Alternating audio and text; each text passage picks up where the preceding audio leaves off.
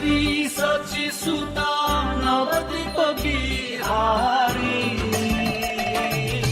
जय हरि श्री हरि जय जय गौर हरि। जय हरि श्री हरि जय जय गौर हरि।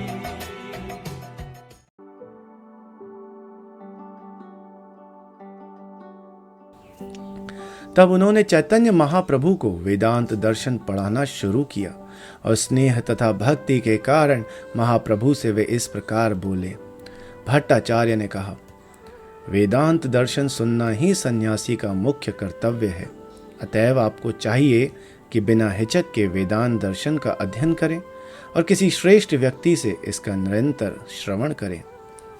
श्री चैतन्य महाप्रभु ने उत्तर दिया, आप मुझ पर अत्यंत कृपालु हैं, अतएव आपके आदेश का पालन करना मेरा कर्तव्य है।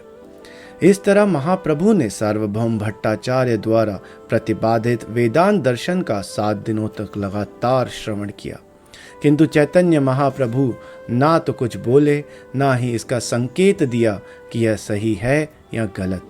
वे केवल बैठे बैठे भट्टाचार्य की बातें सुनते रहे। 8वें दिन सार्वभौम भट्टाचार्य ने चैतन्य महाप्रभु से कहा, आप लगातार 7 दिनों से मुझसे वेदांत दर्शन सुन रहे हैं। आप मौन धारण किए हुए सुनते रहे हैं। चूंकि आप यह नहीं कह रहे हैं कि यह सही है या गलत, अतएव मैं यह नहीं समझ पा रहा हूं कि आप वेदांत दर्शन को वास्तव में समझ पा रहे हैं या नहीं। श्री चैतन्य महाप्रभु ने उत्तर दिया, मैं मूर्ख हूं, फलतः मैं वेदांत सूत्र का अध्ययन नहीं करता। आपने आदेश दिया है, अतः मैं आपसे इससे सुनने का प्रयत्न कर रहा हूँ। मैं तो सन्यासी धर्म के पालन के लिए ही सुनता हूँ। दुर्भाग्यवश आप जो अर्थ कह रहे हैं उसका मैं लेश मात्र भी अर्थ नहीं समझ पा रहा हूँ। सार्वभौम भट्टाचार्य ने कहा, मैं मानता हूँ कि आप नहीं समझ रहे हैं, किंतु जिसकी समझ में नहीं आता वह भी तो विषय वस्तु के विषय में जिज्ञासा करता है। आप लगातार सुनते जा रहे हैं किंतु मौन धारण किए हुए हैं। मेरी समझ में नहीं आ रहा कि वास्तव में आपके मन में है क्या। तब महाप्रभु ने यह कहते हुए अपने मन की बात प्रकट की, मैं प्रत्येक सूत्र का अर्थ बहुत अच्छी तरह समझ सकता हूँ, किंतु आपकी व्याख्या ने मेरे मन को विचलित कर दिया है। वेदांत सूत्र के श्लोकों का स्पष्ट तात्पर्य उन्हीं में निहित है, किंतु आपने जितने अन्य तात्पर्य प्रस्तुत किए हैं उन्होंने सूत्र के अर्थ को बादल की तरह ढक लिया है। आप ब्रह्मसूत्र का मुख्य अर्थ नहीं बतला रहे हैं। ऐसा लगता है कि आपका कार्य वास्तविक अर्थ को छिपाना है। वेदांत सूत्र समस्त उपनिषदों का सार है, इसलिए उपनिषदों में जो मुख्य अर्थ है वह सब वेदांत सूत्र या व्यास सूत्र में भी अंकित है।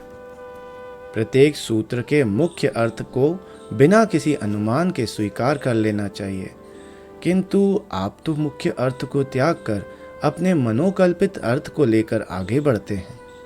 यद्यपि अन्य प्रमाण भी हैं, किंतु वैदिक प्रमाण को सर्वोपरि मानना चाहिए।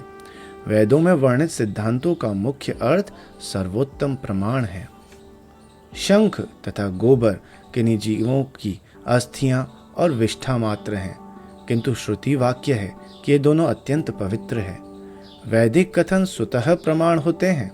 वेदों में वर्णित प्रत्येक कथन को स्वीकार करना चाहिए। यदि हम अपनी खुद की मनोकल्पना से उसकी व्याख्या करते हैं तो वैदिक प्रमाण की सत्ता तुरंत नष्ट हो जाती है। श्री चैतन्य महाप्रभु ने आगे कहा, श्रील व्यासदेव द्वारा रचित ब्रह्म सूत्र सूर्य के समान तेजस्वी है। इसके अर्थ का अनुमान लगाने की चेष्टा सूर्य के इस प्रकाश को केवल बादल से आच्छादित करने के समान है। सारे वेदों तथा वैदिक सिद्धांतों का अनुगमन करने वाले अन्य साहित्य का निश्चित मत है कि परब्रह्म ही परम सत्य है, सबसे महान है और भगवान का एक पहलू है। वास्तव में परम सत्य एक पुरुष है, पूर्ण पुरुष भगवान है और सभी ऐश्वर्यों से पूर्णतया युक्त हैं। अब उनकी व्याख्या निराकार तथा निर्विशेष के रूप में कर रहे हैं। वेदों में जहाँ भी निराकार का वर्णन हुआ है, वहाँ वेदों का उद्देश्य यह स्थापित करना है कि पूर्ण पुरुषोत्तम भगवान से संबंधित हर वस्तु दिव्य है और भौतिक गुणों से सर्वथा स्वतंत्र है।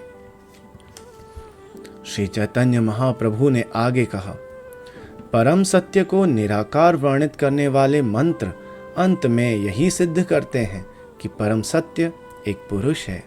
भगवान निराकार तथा साकार इन दोनों रूपों में समझे जाते हैं।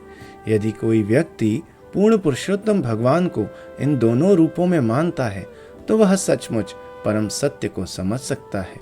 वह जानता है कि साकार ज्ञान सशक्त है, क्योंकि हम देखते हैं कि हर वस्तु विविधता से पूर्ण है। कोई व्यक्ति ऐसी वस्तु नहीं देख सकता जो विविधता से पूर्ण ना हो। इस विराट जगत की प्रत्येक वस्तु परम सत्य से उत्पन्न होती है, उसी में रहती है और प्रलय के बाद पुनः परम सत्य में प्रवेश करती है। पूर्ण पुरुषोत्तम भगवान के साकार स्वरूप की 3 श्रेणियां हैं, अपादान, करण तथा अधिकरण। श्री चैतन्य महाप्रभु ने आगे कहा, जब पूर्ण पुरुषोत्तम भगवान ने अनेक होने की इच्छा की, तब उन्होंने भौतिक प्रकृति पर दृष्टिपात किया। सृष्टि के पूर्व भौतिक नेत्रों या मन का अस्तित्व नहीं था। अतएव परम सत्य के मन तथा नेत्रों की दिव्य प्रकृति की पुष्टि होती है। ब्रह्म शब्द पूर्ण पुरुषोत्तम भगवान को सूचित करता है, जो स्वयं श्री कृष्ण है। यही समस्त वैदिक साहित्य का निर्णय है। साधारण लोग आसानी से वेदों के गूढ़ अर्थ को नहीं समझ पाते, इसलिए उसकी पूर्ति पुराणों के व्याख्या द्वारा की जाती है। नंद महाराज, गोप तथा व्रजभूमि के सारे निवासी कितने भाग्यशाली हैं। उनके भाग्य की कोई सीमा नहीं है, क्योंकि दिव्य आनंद के स्रोत सनातन परम ब्रह्म परम सत्य उनके मित्र बन चुके हैं। अपाणिपाद वैदिक मंत्र भौतिक हाथों तथा पांवों का निषेध करता है, फिर भी यह बतलाता है कि भगवान अत्यंत तेज चलते हैं और अर्पित की जाने वाली हर वस्तु को ग्रहण करते हैं। ये सभी मंत्र इसकी पुष्टि करते हैं कि परम सत्य साकार है, किंतु मायावादी मुख्य अर्थ को त्याग कर परम सत्य को निराकार या निर्विशेष के रूप में अर्थ लगाते हैं। जिन पूर्ण पुरुषोत्तम भगवान का दिव्य स्वरूप 6 दिव्य ऐश्वर्यों से युक्त है, क्या आप उन्हें निराकार कह रहे हैं? पूर्ण पुरुषोत्तम भगवान की 3 मूल शक्तियां होती हैं, तो क्या आप यह सिद्ध करना चाहते हैं कि उनकी शक्तियां नहीं होती? जैसा कि शास्त्रों में कहा गया है, भगवान विष्णु की अंतरंगा शक्ति आध्यात्मिक है। एक अन्य आध्यात्मिक शक्ति है जो क्षेत्रज्ञ या जीव कहलाती है। तीसरी शक्ति अविद्या कहलाती है, जो जीव को ईश्वर विहीन बनाती है और उसे सकाम कर्म से पूरित करती है। हे राजन, क्षेत्रज्ञ शक्ति जीव है।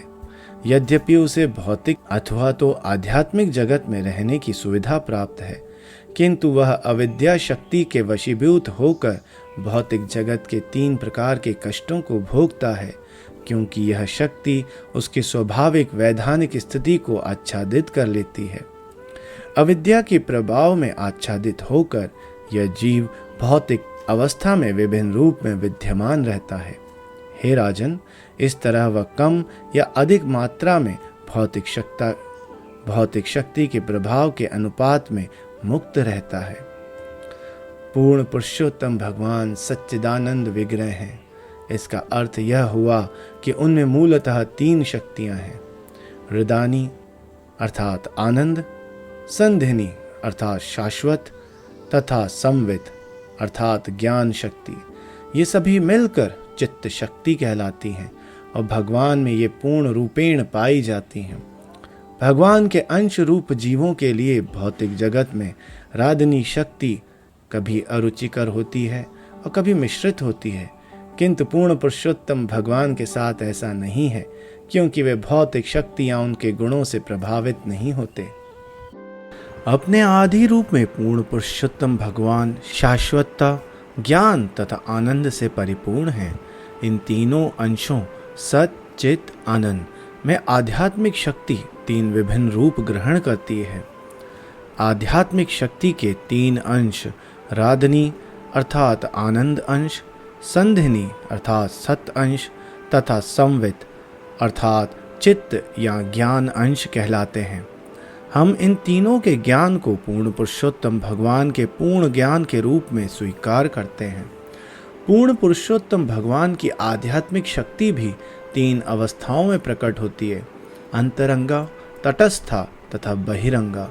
ये सभी उनकी प्रेमा भक्ति में लगी रहती हैं। भगवान अपने आध्यात्मिक शक्ति में 6 प्रकार के ऐश्वर्यों का भोग करते हैं। आप इस आध्यात्मिक शक्ति को स्वीकार नहीं करते, यह आपकी भारी दृष्टता के कारण है। भगवान शक्तियों के अधीश्वर हैं और जीव उनका दास है। भगवान तथा जीव में यही अंतर है, किंतु आप यह कह रहे हैं कि भगवान तथा जीव एक ही है। भगवत गीता में जीव को पूर्ण पुरुषोत्तम भगवान की तटस्था शक्ति बतलाया गया है, फिर भी आप कहते हो कि जीव भगवान से पूर्णतया भिन्न है। पृथ्वी, जल, अग्नि, वायु, आकाश, मन, बुद्धि तथा मिथ्या अहंकार, ये मेरी 8 पृथक शक्तियाँ हैं। इन भौतिक निकृष्ट शक्तियों के अतिरिक्त मेरी एक अन्य शक्ति है जो कि आध्यात्मिक शक्ति है, और हे महाबाहु, यह जीव है। सारा भौतिक जगत जीवों के द्वारा धारण किया जाता है। पूर्ण पुरुषोत्तम भगवान का दिव्य रूप शाश्वतता, ज्ञान तथा आनंद से परिपूर्ण है, किंतु आप इसे भौतिक सत्वगुण की उपज बतला रहे हैं। जो व्यक्ति भगवान के दिव्य रूप को स्वीकार नहीं करता वह निश्चय ही पाषंडी है। ऐसे व्यक्ति को ना तो देखना चाहिए, ना ही उसका स्पर्श करना चाहिए। निसंदेह वह यमराज द्वारा दंडनीय है। चूंकि बौद्ध गण वेदों की सत्ता को नहीं मानते, अतः वे नास्तिक माने जाते हैं।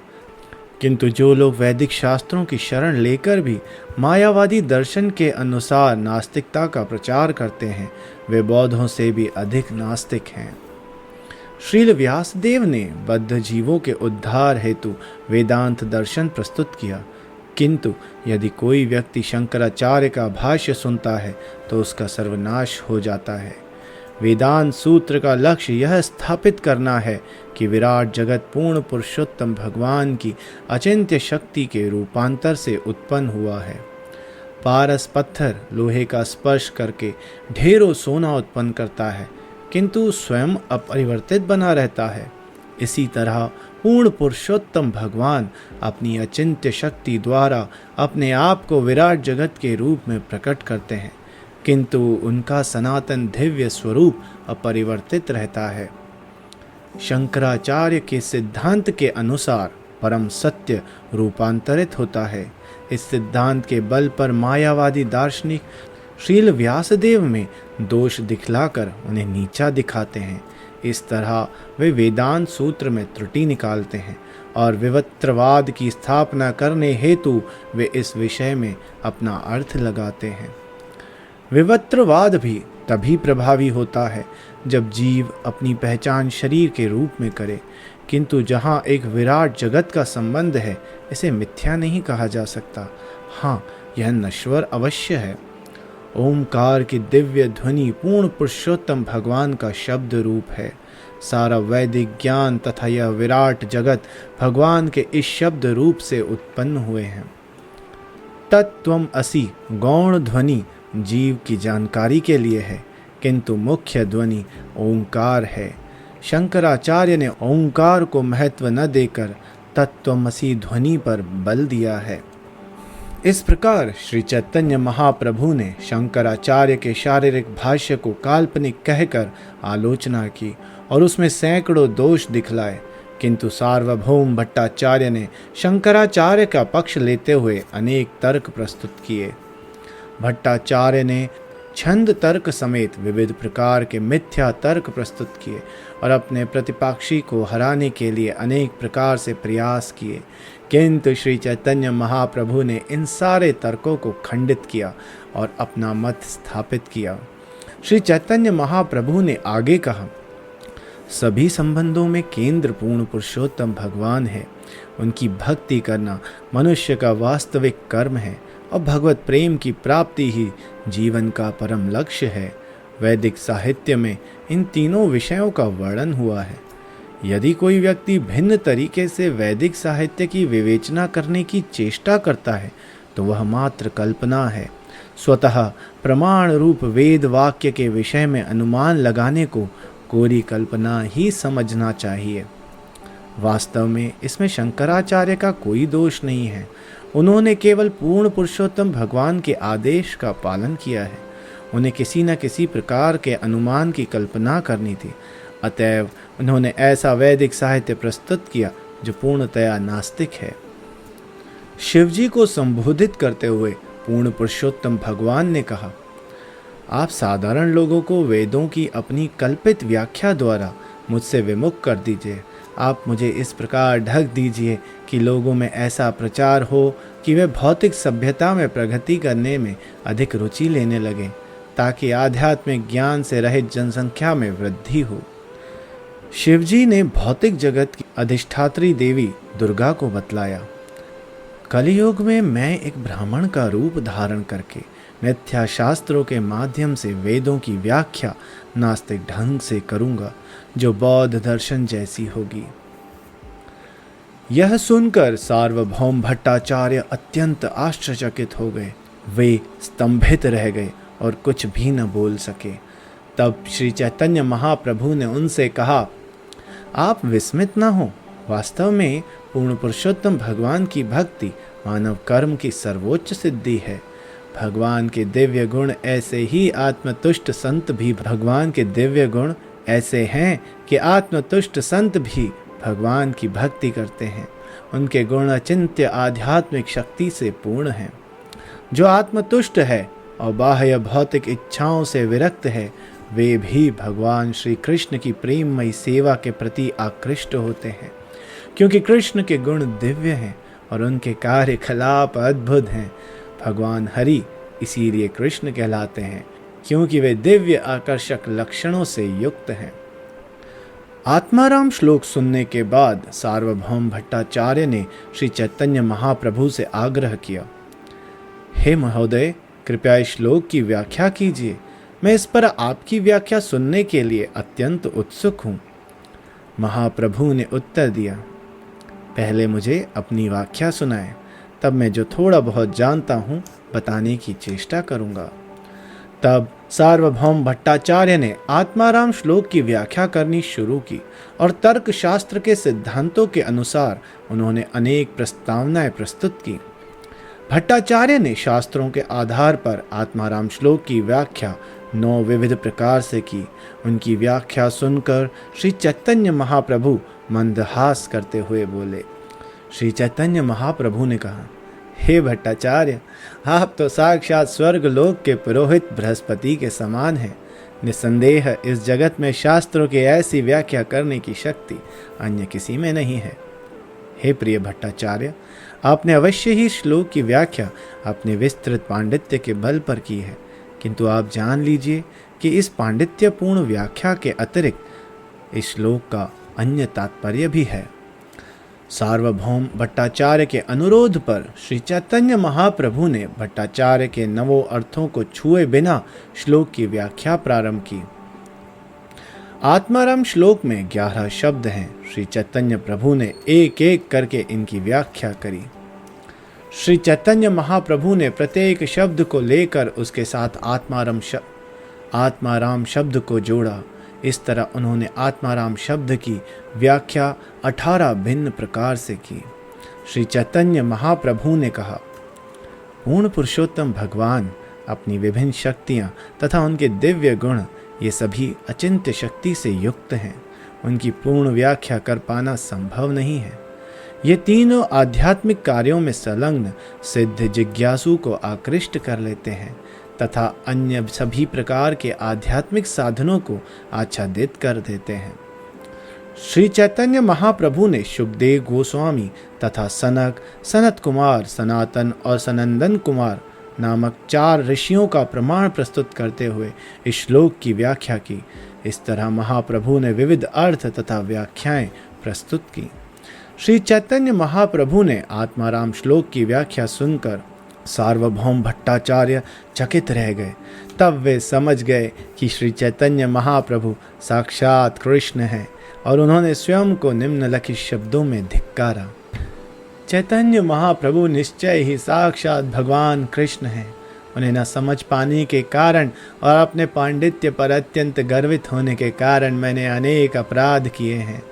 जब सार्वभौम भट्टाचार्य ने अपने आप को अपराधी कहकर धिक्कारा और महाप्रभु की शरण ग्रहण की, तो महाप्रभु का उन पर कृपा करने का मन हुआ। उन पर कृपा करने हेतु श्री चैतन्य महाप्रभु ने अपने विष्णु रूप का दर्शन कराया। उन्होंने तुरंत चतुर्भुज रूप धारण कर लिया।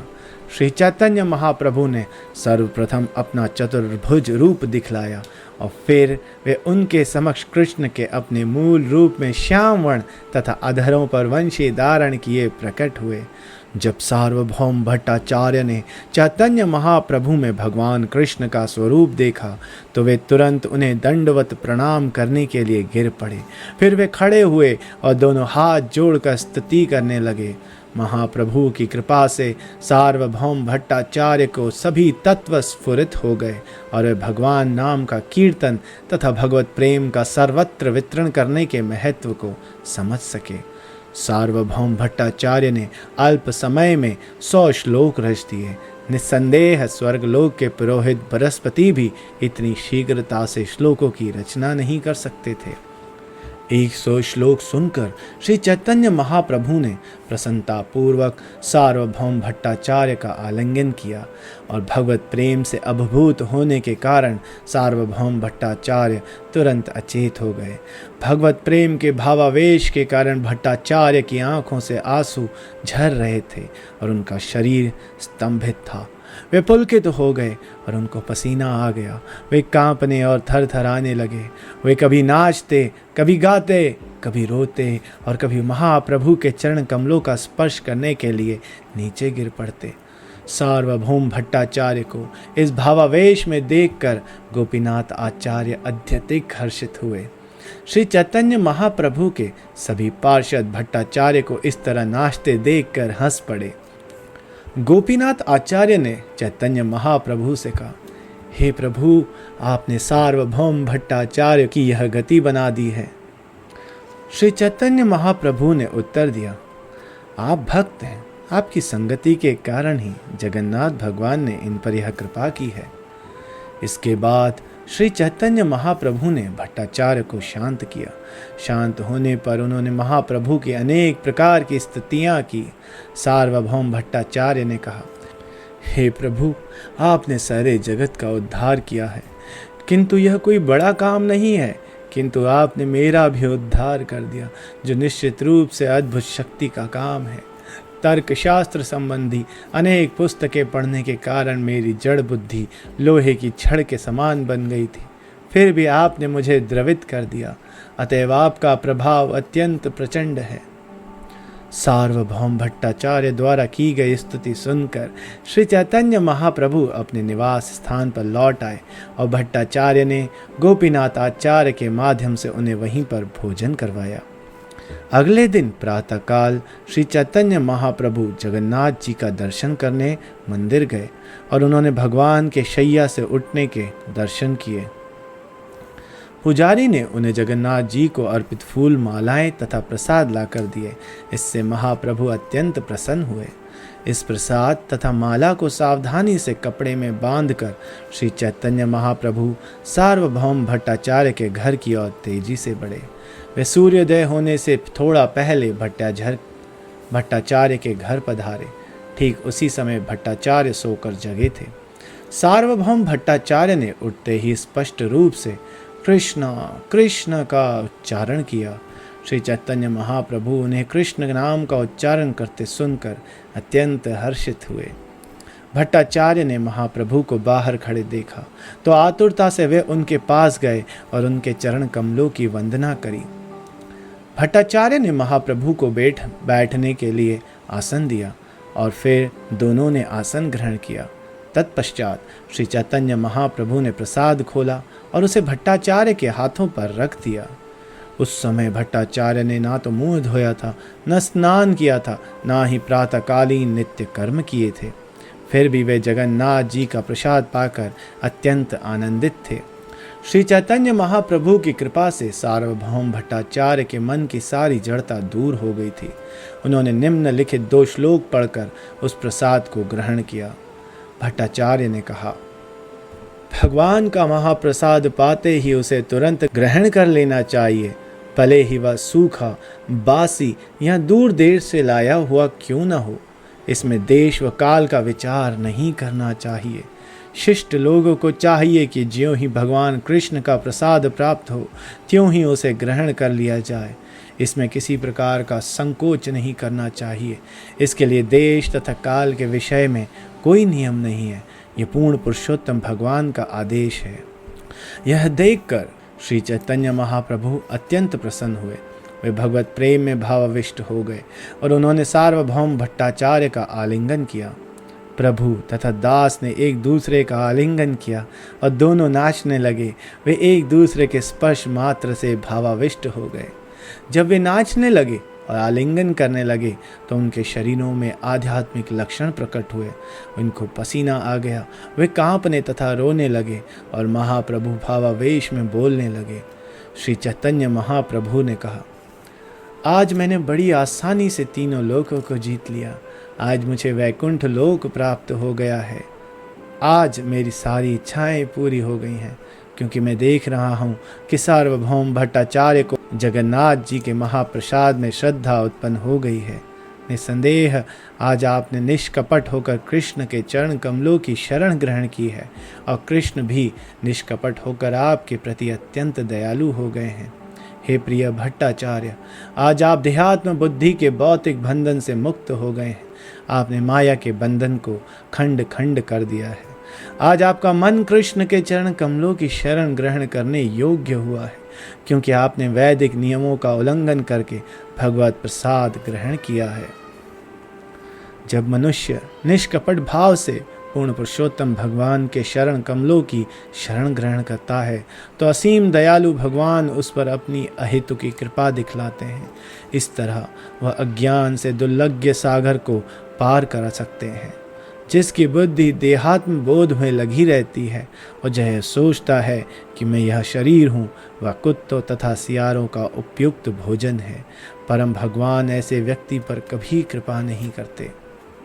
सार्वभौम भट्टाचार्य से ऐसा कहकर श्री चैतन्य महाप्रभु अपने निवास स्थान लौट आए।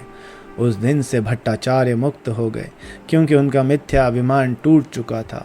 उस दिन से सार्वभौम भट्टाचार्य ने श्री चैतन्य महाप्रभु के चरण कमलों के अतिरिक्त और कुछ नहीं जाना। उस दिन से वे केवल भक्ति योग के अनुसार शास्त्रों की व्याख्या करने लगे। सार्वभौम भट्टाचार्य को वैष्णव संप्रदाय में दृढ़ता के साथ अवस्थित हुए देखकर उनके बहनोई गोपीनाथ आचार्य नाचने, ताली बजाने और हरि हरि का उच्चारण करने लगे। अगले दिन भट्टाचार्य जगन्नाथ मंदिर गए, किंतु मंदिर पहुंचने के पहले वे चैतन्य महाप्रभु का दर्शन करने गए। महाप्रभु से मिलने पर भट्टाचार्य ने उन्हें दंडवत प्रणाम किया। विविध प्रकार से उनकी स्तुति करने के बाद उन्होंने अत्यंत दीन भाव से अपनी पूर्व दुर्मति का वर्णन किया। तत्पश्चात भट्टाचार्य ने चैतन्य महाप्रभु से पूछा, भक्ति की साधना में कौन सा कार्य सर्वाधिक महत्वपूर्ण है? महाप्रभु ने उत्तर दिया, सबसे महत्वपूर्ण कार्य भगवान के पवित्र नाम का कीर्तन है। हरेर नाम हरेर नाम एव केवलम, कलो नास्त्येव नास्त्येव नास्त्येव गतिः अन्यथा। अर्थात कलह और दिखावे के इस युग में उद्धार का एकमात्र साधन है भगवान के पवित्र नाम का कीर्तन। इसके अतिरिक्त अन्य कोई साधन नहीं है, अन्य कोई साधन नहीं है, अन्य कोई साधन नहीं है। श्री चैतन्य महाप्रभु ने बृहन्नारदीय पुराण में के हरेर नाम श्लोक की विस्तार से व्याख्या की। सार्वभौम भट्टाचार्य उनकी व्याख्या सुनकर चकित रह गए। गोपीनाथ आचार्य ने सार्वभौम भट्टाचार्य को स्मरण कराया, प्रिय भट्टाचार्य, मैंने आपसे जो कुछ पहले कहा था अब वह घटित हो गया है। गोपीनाथ आचार्य को नमस्कार करते हुए भट्टाचार्य ने कहा, मैं आपका संबंधी हूँ और आप भक्त हैं, अतएव आपकी कृपा से महाप्रभु ने मुझ पर कृपा करी है। आप महाभागवत हैं और मैं तर्कशास्त्र के अंधकार में पड़ा हुआ व्यक्ति, किंतु भगवान के साथ आपका संबंध होने के कारण भगवान ने मुझे अपना आशीर्वाद प्रदान किया है। श्री चैतन्य महाप्रभु इस विनीत वचन से अत्यंत प्रसन्न हुए। उन्होंने भट्टाचार्य का आलिंगन करके उनसे कहा, अब आप मंदिर में भगवान जगन्नाथ का दर्शन करने जाएं। भगवान जगन्नाथ के मंदिर के दर्शन करने के बाद सार्वभौम भट्टाचार्य जगदानंद तथा दामोदर के साथ घर लौट आए। भट्टाचार्य अपने साथ भगवान जगन्नाथ का बहुत सा सर्वोत्तम प्रसाद ले आए थे। उन्होंने यह सारा प्रसाद अपने ब्राह्मण सेवक तथा जगदानंद और दामोदर को दे दिया। तब सार्वभौम भट्टाचार्य ने ताड़पत्र पर 2 श्लोकों की रचना की और वह ताड़पत्र जगदानंद प्रभु को देते हुए उनसे प्रार्थना की कि वे उसे श्री चैतन्य महाप्रभु को दे दें।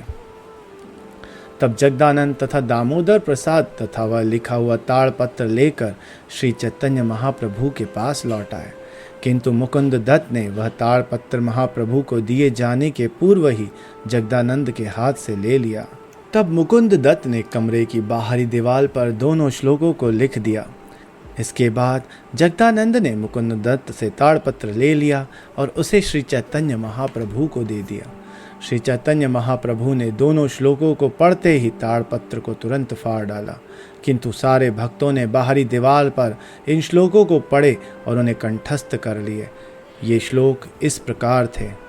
वैराग्य विद्या निज भक्ति योग शिक्षा अर्थम एकः पुरुष पुराणः श्री कृष्ण चैतन्य शरीरधारी अम्बुधि यह तम अहम प्रपद्ये कालात् नष्टम भक्ति योगम निजम यह प्रादुष्कृतं कृष्ण चैतन्य नाम आविर्भूतः तस्य पाद अरविंदे गाढ़म गाढ़म लियताम चित्तभृंगम। अर्थात मैं उन पूर्ण पुरुषोत्तम भगवान श्री कृष्ण की शरण ग्रहण करता हूँ, जो हमें वास्तविक ज्ञान, अपनी भक्ति तथा कृष्ण भावनामृत के विकास में बाधक वस्तुओं से विरक्ति सिखलाने के लिए श्री चैतन्य महाप्रभु के रूप में अवतरित हुए हैं। वे दिव्य कृपा के सिंधु होने के कारण अवतरित हुए हैं। मैं उनके चरण कमलों की शरण ग्रहण करता हूँ। मधुकर के समान मेरी चेतना उन पूर्ण पुरुषोत्तम भगवान के चरण कमलों की शरण ग्रहण करे, जो अब श्री कृष्ण चैतन्य महाप्रभु के रूप में अपने प्रति प्राचीन भक्ति योग की शिक्षा देने के लिए प्रकट हुए हैं। यह भक्ति योग समय के प्रभाव से लुप्त प्राय हो चुका था। सार्वभौम भट्टाचार्य द्वारा रचित ये दोनों श्लोक उनके नाम तथा यश की घोषणा ढोल की थाप के समान उच्च स्वर से सदैव करते रहेंगे, क्योंकि ये श्लोक सारे भक्तों के कंठ का रत्न आहार बन चुके हैं। निस्संदेह सार्वभौम भट्टाचार्य चैतन्य महाप्रभु के अनन्य भक्त बन गए। महाप्रभु की सेवा के अतिरिक्त वे दूसरा कुछ भी नहीं जानते थे। भट्टाचार्य सदैव माता शची के पुत्र एवं समस्त सद्गुणों के आधार श्री कृष्ण चैतन्य के नाम का कीर्तन करते रहे। निसंदेह नाम कीर्तन ही उनका ध्यान बन गया। एक दिन सार्वभौम भट्टाचार्य चैतन्य महाप्रभु के समक्ष आए और नमस्कार करने के बाद एक श्लोक सुनाने लगे। वे श्रीमद् भागवत से ब्रह्मा जी की एक स्तुति सुनाने लगे, किंतु उन्होंने श्लोक के अंतिम 2 अक्षरों को बदल दिया। यह श्लोक इस प्रकार था। तत्ते अनुकंपाम सुसुमीक्षमाणः भुञ्जान एव आत्मकृतं विपाकम हृत वाक विपभ्रू वपुबृह विद्धन नमस्ते जीवते यह भक्ति पदे सहदाय भाक।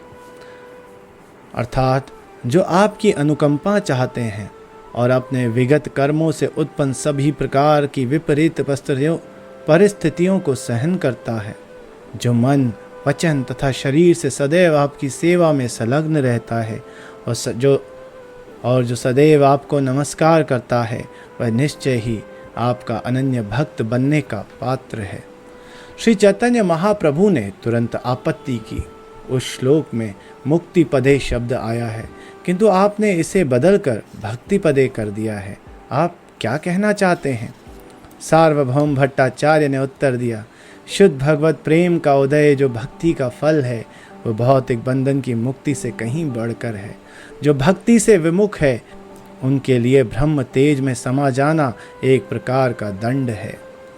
भट्टाचार्य ने आगे कहा, भगवान श्री कृष्ण के दिव्य रूप को न मानने वाले निर्विशेषवादी तथा भगवान की निंदा करने और उनसे सदैव युद्ध करने वाले असुर ब्रह्म ज्योति में समाकार दंडित होते हैं, किंतु जो व्यक्ति भगवान की भक्तिमय सेवा में लगा रहता है, उनके साथ ऐसा नहीं होता।